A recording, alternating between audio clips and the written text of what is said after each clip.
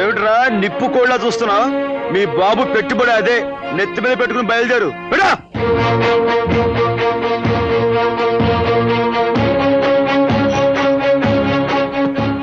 తీసుకో మమ్మీ. ఓయ్ ముసల్దానా, ఏదో నువ్వు ఒకసారి చీరలో చీరలు అన్నారు. చీరలు చీరలు అది వరస. ఇక రోడ్డు మీద పడండి. ఈ చుట్టుపక్కల ఎక్కడైనా కనిపించారా? మీ ఇద్దరు పని మఠాష్. వాళ్ళని ఆపాలని ప్రయత్నించావా? నీ పని మఠాష్ మీద మఠాష్ అయిపోతుంది. జాగ్రత్త. మమ్మీ పద. Hi darling, coming.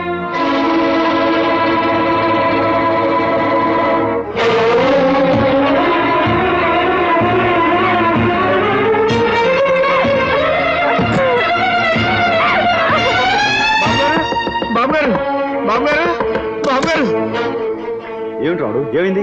లలితమ్మ గారు గదిలోకి వెళ్ళి తలుపులు మూసుకున్నారు. ఎంత పిలిచినా తీయటలేదు. నాకేదో భయంగా ఉందండి.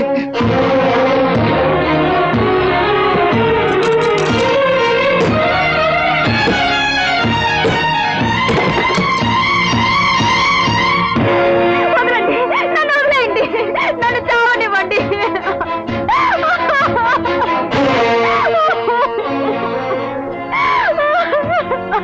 నన్ను ఎందుకు రక్షించారు? నన్ను ఎందుకు బ్రతికించారు? ఈ నరకం నుండి నేను బయటపడ్డా మీకు ఇష్టం లేదా? నా కళ్ళ ముందే పరాయి దాంతో మీరు పడగతికి వెళుతుంటే చూస్తూ భరిస్తూ బ్రతకాలా? నా తల్లిని తోడబుట్టిన వాటిని అవమానించి ఇంట్లోంచి గంటేస్తే సహించి బ్రతకాలా? ఎందుకు బ్రతకాలి చెప్పండి? నేను ఎందుకు బ్రతకాలి? నన్ను చావనివ్వండి. నన్ను చావనివ్వండి.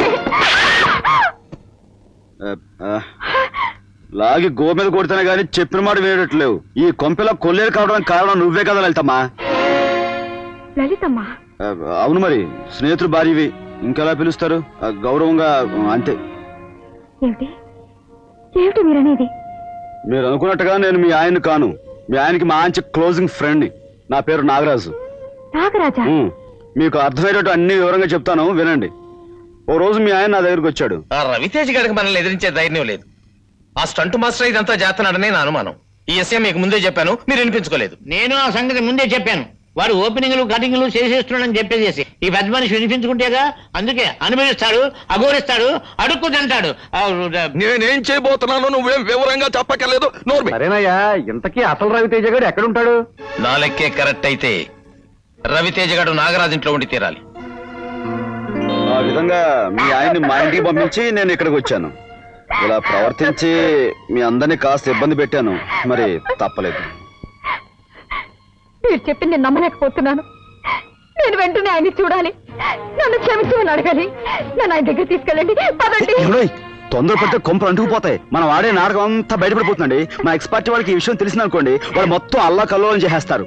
కాబట్టి మీరు కాస్త ఓపికగా ఉన్నారనుకోండి, సమయం చూసి నేనే మీ ఆయన దగ్గర తీసుకెళ్తాను కదా. మీరు బాగా అలసిపోయారు, వెళ్ళి పడుకోండి, విశ్రాంతి తీసుకోండి, పడుకోండి.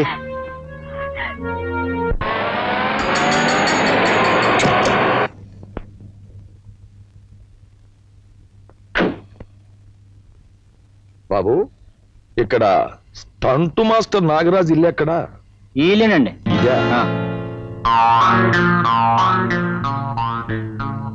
నాగరాజు? నాగరాజు ఎవరు? బాబు నాగరాజు. ఎవరు మీరు? ఎందుకు వచ్చారు ఇక్కడికి? పట్టు చీర లాంటి నీ ప్రతిభ గురించి నలుగురు చెప్పుకోవడం విని కళ్ళారా చూద్దామని వచ్చాను. బాబు, నువ్వు నాకు చిన్న పని చేసి పెట్టాలి. దానికి కావలసిన డబ్బు అది నేను ఇచ్చుకుంటాను. మీరు నా గురించి పొరపాటుగా విని ఉంటారు. ముందు బయటికి వెళ్ళండి ఇక్కడి నుంచి. స్టంట్ మాస్టరు, నేను చెప్పేది కొంచెం విను, ఆ తర్వాత నువ్వు చెప్పినట్టు వింటాను. తమ్ముడు ఎవర్రా? సావిత్రమ్మ. చెంచురామయ్య. అవునమ్మా, చెంచురామైనే. మీ కుటుంబపు నీడలో చల్లగా బ్రతికిన చెంచురామైనమ్మా. ధర్మప్రభువు లాంటి రాజారావు గారు అన్యాయంగా దేశాల పాలైపోతే నీకోసం పిచ్చివాళ్ళ గాలించిన చెంచురామైనమ్మా. నిన్నిలా చూస్తుంటే నా కడుపు తరుక్కుపోతుందమ్మా. ఈ రాజు నీ తమ్ముడా? అవును, కన్న బిడ్డని కట్టుకున్నవాడిని, ఐశ్వర్యాన్ని అంతస్తుని దూరం చేసుకుని నా తమ్ముడితో ఎలా బ్రతుకుతున్నాను? అంత మాట అనకు తల్లి. మీ ఆస్తిపాస్తుల్ని నేను పెంచి భద్రంగా ఉంచానమ్మా. అంతేకాదు అన్నిటికీ మించి నీకో శుభవార్త. నీ భర్త రాజారావు బాబు నా దగ్గర సురక్షితంగా ఉన్నాడమ్మా. చెప్పేది మా వారు క్షేమంగా ఉన్నారా? నువ్వు చెప్పేది నిజమేనా? అవునమ్మా. ఈ మధ్యనే నాకు ఆయన దీనంగా కనిపిస్తే, ఏమిటి బాబు కొత్త చీరలా ఉండవలసిన వారు ఇలా చింకి చీరలా కనిపిస్తున్నారు అని నా ఇంటికి తీసుకెళ్లి అట్టే పెట్టుకున్నాను. మీ ఇద్దరిని కలపాలని ఎన్నో రోజుల నుంచి నేను వెతకని చోటు లేదు. ఈ వేళకి నువ్వు నాకు అంటబడ్డావు. తక్షణం నేను ఆయన కలుసుకోవాలి. వెంటనే నన్ను ఆయన దగ్గర తీసుకెళ్ళు. పదమ్మా. ఆగక్క, ఈ మనిషి మాట నమ్మి తొందరపడి నువ్వు వెళ్ళటానికి వీల్లేదు. అదేమిటయ్యా, ఎన్నో ఏళ్లగా భర్తకు దూరం అయిపోయిన ఆవిడ ఆయన చూడడానికి వెళ్తుంటే నువ్వు అడ్డం పడతావేమిటి? ఆవిడ నాకు అన్నం పెట్టి అభిమానాన్ని రుచి చూపించిన అక్క గనుక, ఆవిడ మంచి నేను కోరుతున్నాను గనుక. రాజు, ఏమిట్రా నీ అర్థం లేని మాటలు? మీ బావగారి దగ్గరికి నేను వెళ్తానంటే మతలేని వాళ్ళ మాట్లాడతావేరా? చంద్రమయ్య, మనం వెళ్దాం పద. అక్క, నువ్వు ఇక్కడి నుంచి వెళ్ళటానికి వీల్లేదు. నీకు మనుషుల గురించి ఈ లోకం గురించి తెలియక ఈ మనిషి ఇప్పుడు మాట నమ్ముతున్నావు. నిజానికి ఇతను నేనెవరినో ఎలాంటి వాడినో సావిత్రమ్మకు బాగా తెలుసు.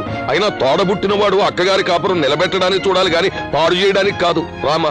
లేదు, ఎటువంటి పరిస్థితుల్లోనూ మా అక్క ఇక్కడి నుంచి కదలడానికి వీలు. మాట అంటానికి నువ్వే ఒడివిరా? ఇన్నేళ్లుగా పసుపు కుంకాలు దూరం బ్రతుకుతున్న నన్ను వెళ్ళొద్దంటానికి నీ మనసులా వచ్చిందిరా?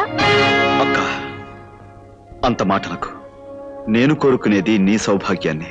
సరే చెంచురామయ్య, మా అక్కతో పాటు నేను వస్తాను. మహారాజులారా, ఎవరొద్దన్నారు? పదమ్మా.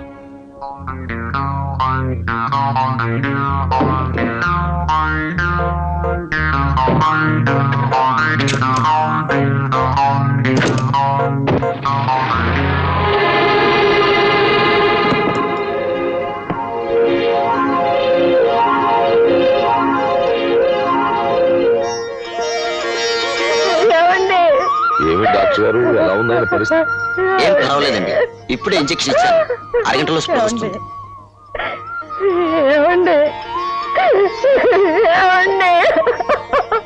ఏమి కంగారు పడొద్దమ్మా, డాక్టర్ గారు చెప్పారుగా, నీరసం, ఒక గంటలో కులాసాగా ఉంటారు.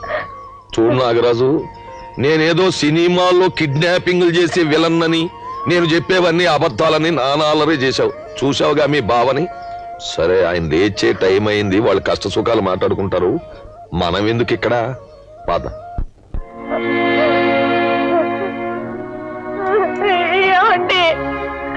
ఎవరు? నేనండి, మీ భార్యని, సావిత్రిని.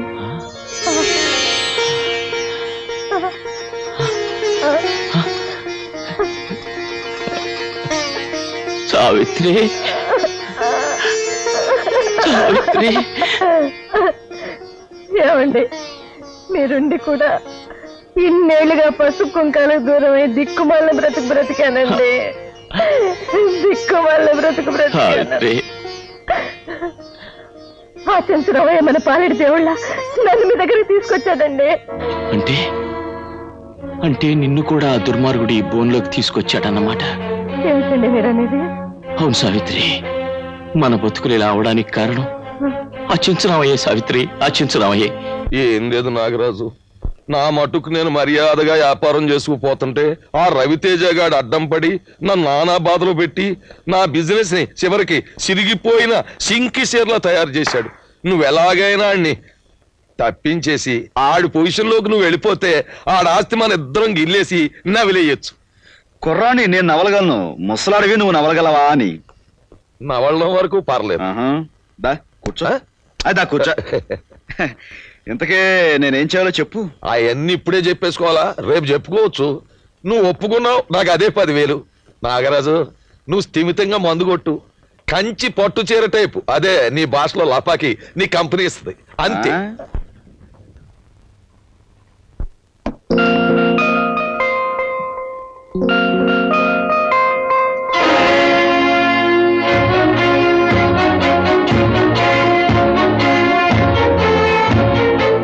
ప్రియా, నువ్వు బ్రతికే ఉన్నాను. You cheat. నీలాంటి ఆడది బతకూడదు. ఆ నీచులతో చేతులు కలిపి నా జీవితాన్ని సర్వనాశనం చేసిన నువ్వు బతకడానికి వీల్లేదు. నన్ను చంపేయండి. జీవితంలో అడ్డీ కోల్పోయిన నేను ఇంకా బ్రతుకున్నానంటే మీ చేతుల్లో కన్ను మూసే ఈ అదృష్టం కోసమే. కానీ నేనెందుకు ఇంకా ఇలా జీవించావలా బ్రతుకుతున్నారో మీరు తెలుసుకున్న తర్వాత మీరు నన్ను ఏం చేసినా పర్వాలేదు. పెళ్ళైన మీ జీవితంలో అడుగు పెట్టడం వాళ్ళ పన్నాగంలో భాగమే కావచ్చు. నేను చచ్చిపోయినట్టు నటించి మీ జీవితానికి అన్యాయం చేసి మీకు మనశ్శాంతి లేకుండా చేయడం నాటకమే కావచ్చు. కానీ మిమ్మల్ని ప్రేమించడం మాత్రం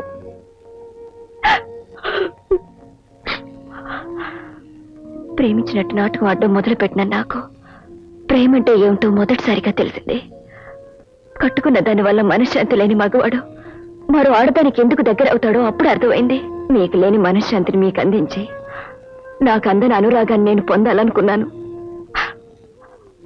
చూడండి, కన్న తండ్రి కోసం వీళ్ళ చేతుల్లో కీలుబొమ్మలా ఆడుతున్నానే తప్ప మిమ్మల్ని మోసం చేయాలని మాత్రం కాదు. నిజమేనండి, ఒకప్పుడు మా నాన్న దగ్గర ఈ పాపిష్టి వాళ్ళు పనిచేసే రోజుల్లో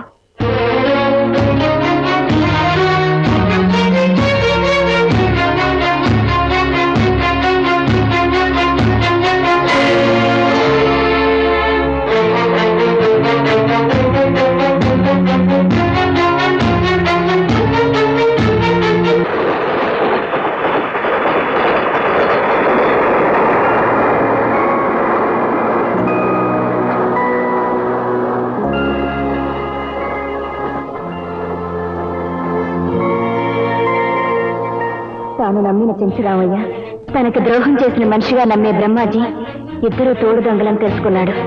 మా ఆస్తిని దోచుకున్నారని, మా అమ్మను బయటికి గెంటేశారని అర్థం చేసుకుని ఆవేశంగా వాళ్ళ మీదకు తిరగబడ్డారు మా నాన్న. రౌడీ సాయంతో వాళ్ళ నాన్నను బంధించారు. నాన్నను బంధించిన వాళ్ళు ఆయన ప్రాణంతో ఉండాలంటే నేను వాళ్ళు చెప్పినట్టుగా చేయాలన్నారు. నాన్న కోసం వాళ్ళ మాటలకు తల ఉంచి మీ దగ్గర సెక్రటరీగా చేరాను. మీ మంచితనానికి ప్రేమకి లొంగిపోయి ఈ నాటకం ఆడలేక నిజం చెప్దామని బయలుదేరాను. అది వాళ్ళు పసిగట్టి నాన్నని చంపుతామని బెదిరించారు. తప్పనిసరి వాళ్ళు చెప్పినట్టల్లా ఆడుతూ ఈ 4 గోడల మధ్య ఉండిపోయాను. ఇది రవిబాబు, ఈ దౌర్భాగ్యురాలి చరిత్ర. నీ ఆవేదన, నువ్వు పడిన సంఘర్షణ, నువ్వు అనుభవించిన నరకయాతన అన్నీ విన్నాను. నేను ఎలాగైనా సరే నిన్ను మీ నాన్నగారిని రక్షిస్తాను. నాగరాజులా నటించిన రవితేజ, నీ గుట్టు తెలుసుకోవాలని నిన్నిక్కడికి తీసుకొచ్చి దాన్ని ముందుకు పంపించాను. నీ అసలు రంగు బయట పడిపోయింది. చెంచురామయ్య, నీలాంటి నీచుడు బతకు. అక్కడ ముసలి జట్ని, ఇక్కడ ఈ జట్ని తీసుకెళ్లి బంధించండి. బంధించడాలు, తిండి పెట్టి పోషించడాలు ఎందుకు? ఆరిపోతాం. త్వరగా ఫినిష్ చేసేసి చేతులు కడిగేసుకుందాం. ఐడియా బాగుంది.